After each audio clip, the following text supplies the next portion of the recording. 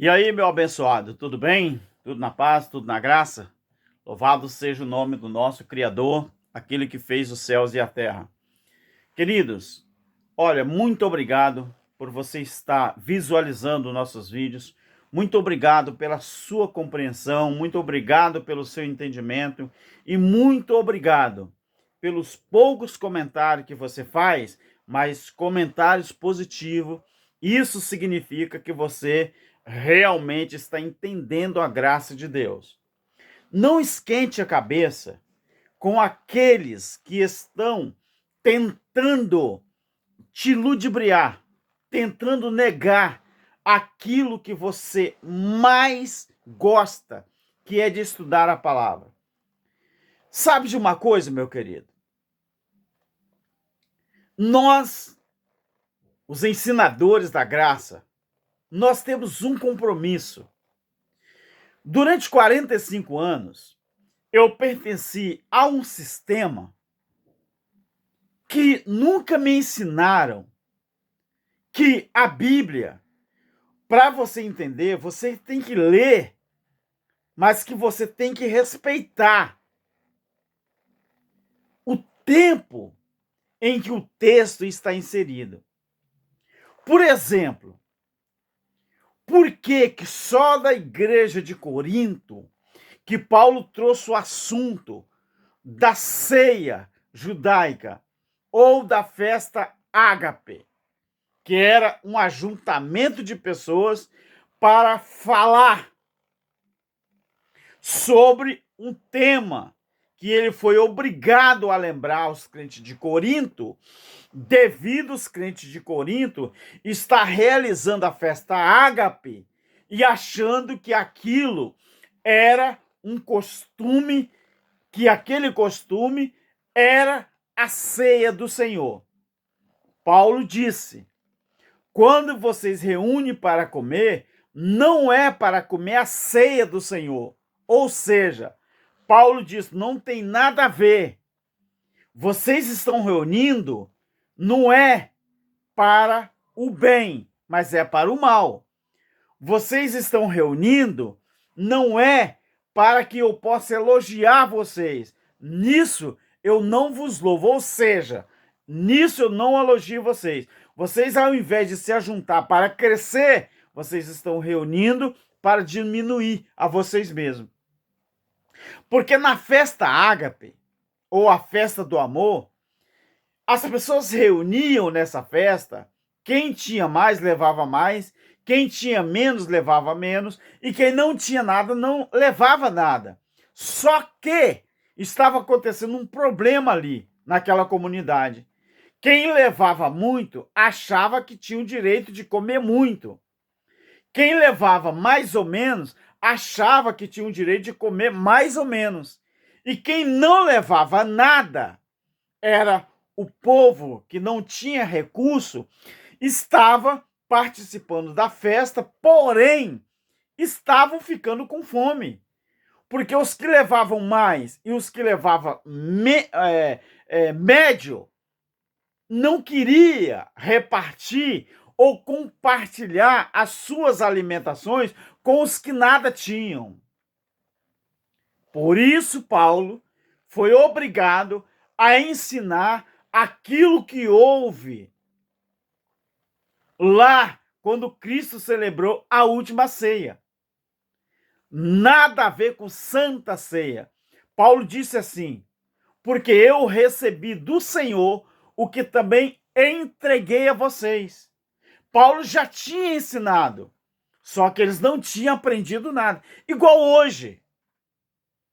Hoje é a mesma coisa. Quanto mais você usa a Bíblia, ler a Bíblia, apresenta o texto, apresenta o contexto, mais os religiosos, os crentes evangélicos dizem assim: não, eu prefiro acreditar no que o meu líder fala. Então Paulo trouxe o assunto que Cristo falou: vocês têm que celebrar isso aqui, faz isso toda vez que vocês reunir para comer, fazer isto em memória de mim. Mas fazer isto o quê, queridos? Era celebrar a Páscoa judaica era para celebrar a festa ágape, a festa do amor? Não. Era compartilhar o pão.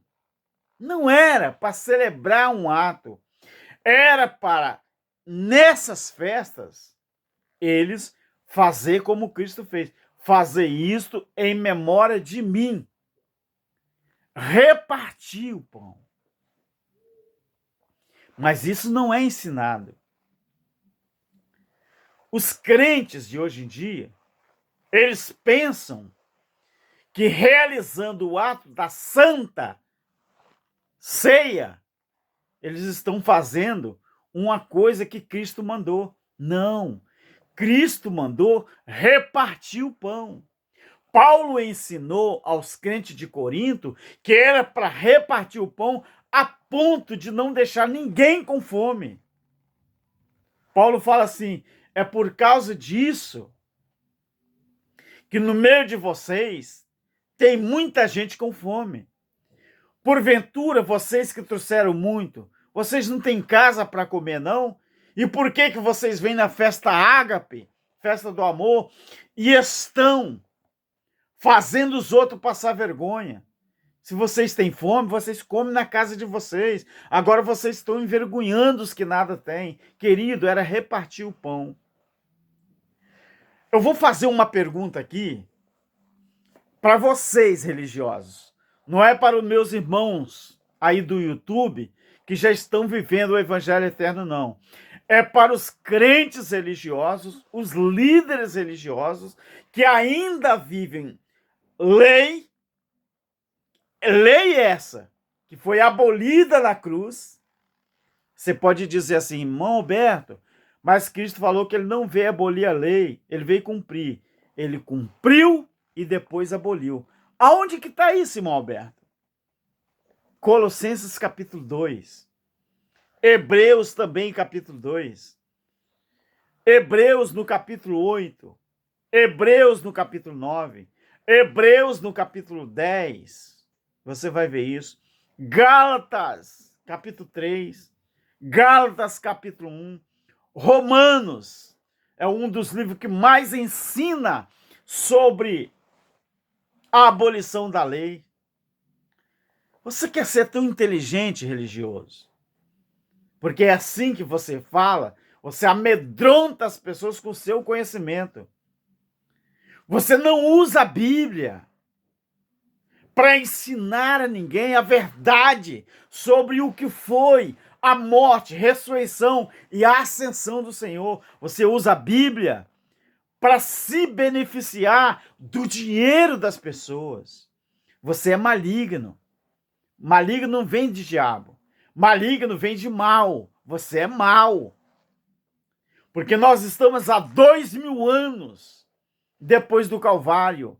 E você ainda continua lutando, torcendo para deixar as pessoas na mesmice e no desconhecimento sobre a redenção que a cruz ela trouxe para as pessoas.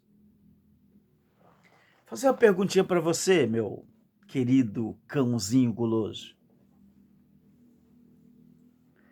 Leia isso aqui para as pessoas e explique para os seus membros, porque vocês se acham dono das pessoas.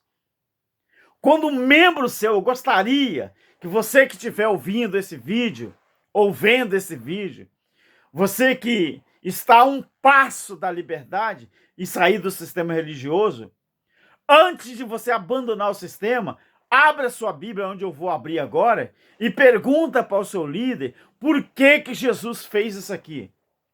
Abra sua Bíblia aí em Mateus capítulo 10. Pergunte a ele. E veja se ele vai responder usando a própria Bíblia como resposta. Não vale resposta da cabecinha deles. Tem que apresentar a Bíblia. Porque os cães gulosos estão querendo bater nos preteristas. Mas quem nos dera que eles tentassem bater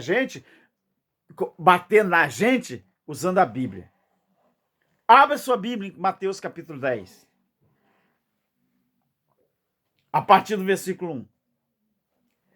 Chamando a si, quem chamou? Jesus. Os 12 discípulos. Deu a eles poder sobre os espíritos imundos para os expulsarem e para curarem toda sorte de doença e enfermidade. Você está acompanhando aí, cãozinho? Aos meus amigos e irmãos inscritos, o maior respeito. Mas para os cãezinhos gulosos, e olha que tem cão grande, tá? 2 jatos, 3 jatos, tem lanchas à vontade, fazendas à vontade. Olha que tem cão guloso que vai passar as férias em Dubai. Vai passar as férias na Suíça. Mas sabe por quê? Porque o dízimo em dinheiro que você entrega proporciona a eles esse prazer. E você não sabe disso, talvez. Ora, estes são o nome dos 12 apóstolos. Simão, que era Pedro, André, o irmão dele, Tiago, filho de Zebedeu. Vamos recapitular. O primeiro era Simão, chamado de Pedro, e André, que era seu irmão. Agora sim, ponto e vírgula. Agora eu posso recomeçar a frase, porque ponto e vírgula vai começar uma outra coisa. Tiago, filho de Zebedeu, e João, seu irmão. Filipe e Bartolomeu. Tomé e Mateus, o cobrador de impostos. Tiago, filho de Alfeu, e Tadeu. Simão, o Zelote, e Judas Iscariote, aquele que traiu o Filho de Deus. Jesus, olha o que diz o verso 5 do capítulo 10. Pergunte isso para o seu líder. Jesus enviou estes 12 e lhes ordenou 2 pontos. O que Jesus ordenou aos 12 discípulos? Vocês não vão pelo caminho dos gentios e também vocês não entram em cidade de samaritanos.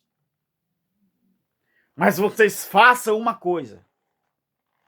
Vocês vão somente às ovelhas perdidas da casa de Israel. Versículo 7. E indo, vocês pregam dizendo, o quê? 2 pontos. O reino dos céus está próximo. Mas quando você vai para Lucas, no capítulo 9, no capítulo 10, melhor, versículo de 9 ao 11, ali o reino já tinha chegado. Porque a pregação do evangelho já estava abrangendo toda a nação de Israel. Pergunte ao seu líder por que Jesus proibiu os discípulos de pregar o evangelho do reino para os samaritanos e para os gentios. Pergunte aí para o seu líder. Quem eram os samaritanos e os gentios? Aquele povo que não fazia parte da comunidade de Israel. Foi Jesus que proibiu. Agora dá uma olhadinha, faça essa pergunta ao seu líder. Em Mateus, no capítulo 15, versículo 24. Pergunte a ele isso aqui. A partir do 21. Quando Jesus partiu dali, ele foi para a região de Tiro e de Sidom. Uma certa mulher que era cananeia, daquela região, ela clamou ao Senhor. Ou ela clamou e disse assim, Senhor, filho de Davi, tem misericórdia de mim. A minha filha está horrivelmente endemoniada. Jesus não lhe respondeu nenhuma palavra, de modo que os seus discípulos, aproximando-se dele, lhe rogaram. O que eles rogaram para Jesus? Despede esta mulher, porque vem gritando atrás de nós. 24. Jesus respondeu: eu só fui enviado para as ovelhas perdidas da casa de Israel. Em outra versão está assim: eu não fui enviado senão as ovelhas perdidas da casa de Israel. Pergunte ao seu líder: por que Jesus foi taxativo quando ele disse que ele só veio para a nação de Israel?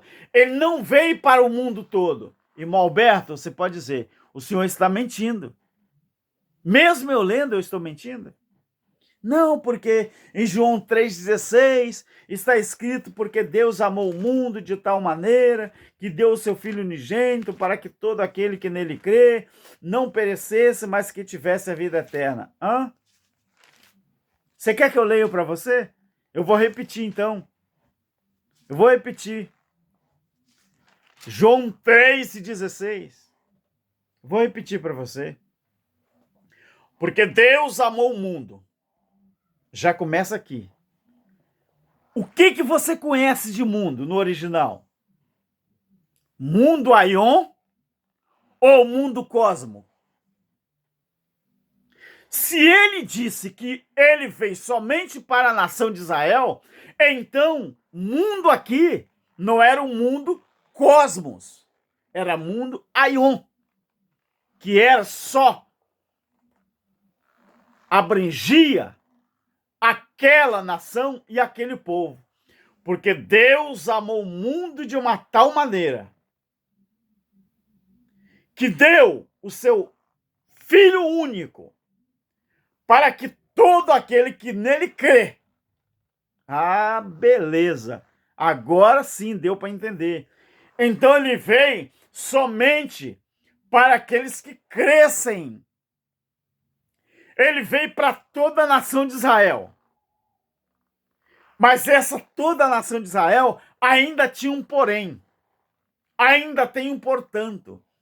Era só para aqueles que acreditassem nele como enviado de Deus. Para que todo aquele que nele crê não pereça, mas que tivesse a vida eterna. Porque Deus enviou seu Filho ao mundo, não para que condenasse o mundo, mas para que o mundo fosse salvo por ele. Quem nele crê não é condenado, mas quem não crê já está condenado, porque não creu no nome do unigênito Filho de Deus. E qual era essa condenação, querido? Você que usa esse versículo para dizer que existe uma condenação do inferno. A própria Bíblia vai te responder qual era a condenação. Versículo 19 do capítulo 3 de João. A condenação é esta: que a luz veio ao mundo e os homens amaram mais as trevas do que a luz, porque as obras deles eram más. Você está vendo que não tem nada a ver com o que Cristo fez ou faz? Por que parte dos judeus acreditaram em Jesus de Nazaré e parte não acreditaram? Porque as obras deles eram más. Então, todo aquele que pratica o mal aborrece a luz e não vem para a luz para que as suas obras não sejam reprovadas. Meu querido, preste atenção, chega aqui. Você acha que os líderes religiosos, eles têm interesse de mandar você para a luz, se eles mesmos estão em trevas. Que isso, irmão Alberto? Que treva? Calúnia nos olhos. Que treva, irmão Alberto? Ensinando errado. Agora, tem um motivo por que eles não querem que as pessoas enxergam a Bíblia na visão do eterno Criador.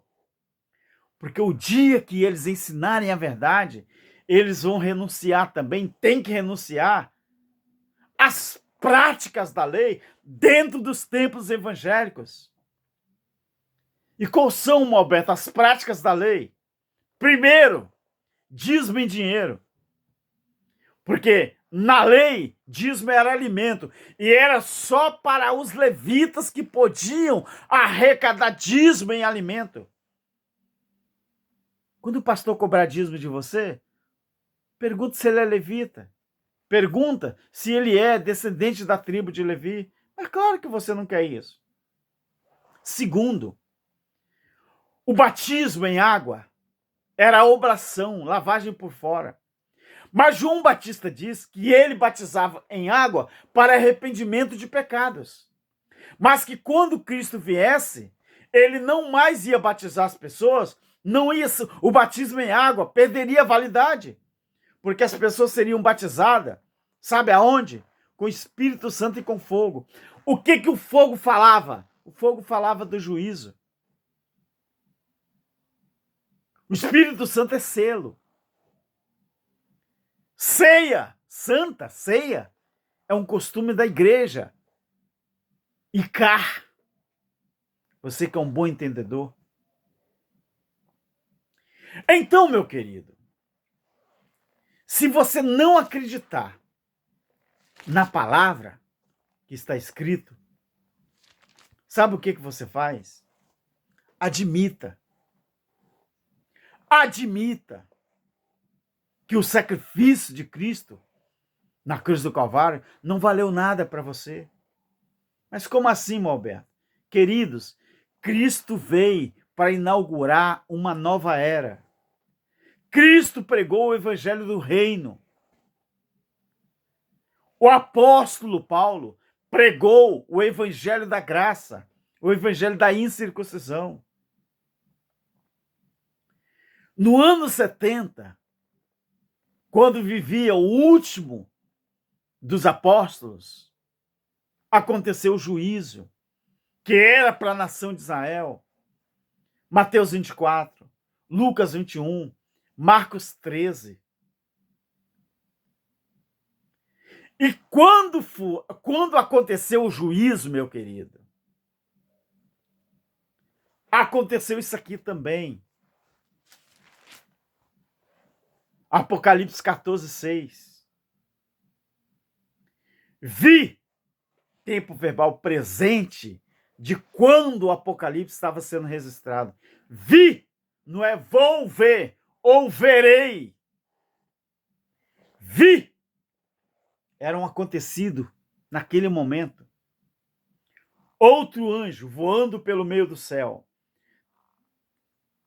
tendo um evangelho eterno para proclamar aos que habitam sobre a terra e a toda nação, toda tribo, toda língua e todo povo, dizendo com grande voz: temei a Deus e dá-lhe glória, porque é chegada. Oh, meu querido, respeite o tempo verbal. Respeite isso aqui. É chegada a hora do seu juízo. E adorai aquele que fez o céu, a terra, o mar e as fontes das águas. Querido, o juízo, ele era local. O juízo, ele era específico para uma nação que tinha matado o profeta, uma nação que matou os santos do Altíssimo, uma nação que tinha matado os escribas do Criador, uma nação que tinha matado cristãos entre o alpendre e o altar, Mateus 23, a partir do versículo 33. O juízo veio para quem devia e não para quem não devia, queridos. Pergunte essas coisas para o seu líder. e veja se ele responde dentro da palavra. Pelo amor de Deus, acredite na palavra do jeito que ela está. Não fique tirando conclusões que não existe aqui. O que é uma exegese? Exegese é você ler um texto, respeitar o texto do jeito que está. É a arte, querido, da interpretação. Agora, uma exegese é você colocar no texto aquilo que não está no texto. Exegese é você respeitar, ler um texto e respeitar o que está no texto no contexto. Exegese é você colocar no texto aquilo que não está no texto. Então, meu querido, que o Criador te abençoe e abra a sua mente a cada dia mais. E se liberte de uma vez desse sistema religioso que foi inventado para aprisionar as pessoas. Tá bom? Graça e paz, e fica com o eterno Criador. Amém.